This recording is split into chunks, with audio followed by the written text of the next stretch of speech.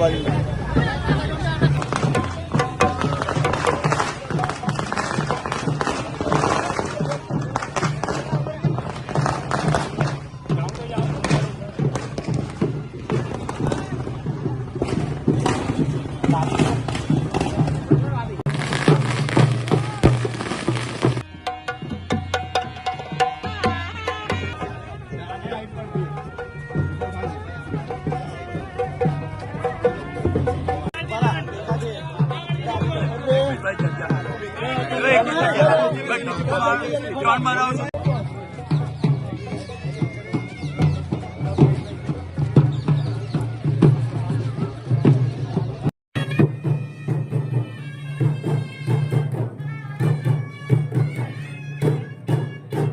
પાછળ બેટા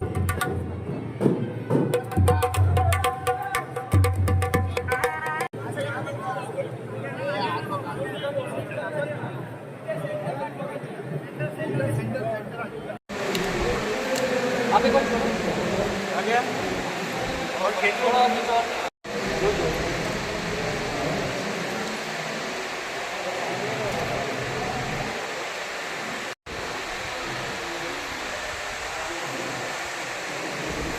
जगन्नाथ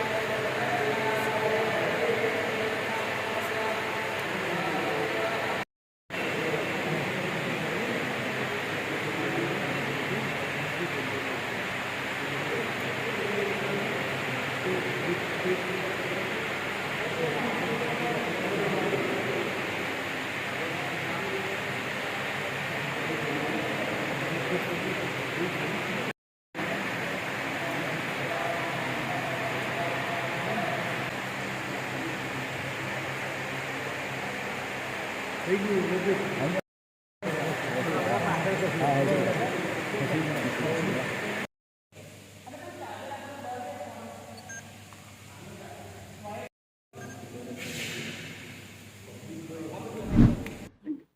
ગણેશનું સ્થાપના થઈ છે, અમારા ઘરે પધાર્યા છે, એટલે બધાને ખૂબ જ આનંદ અને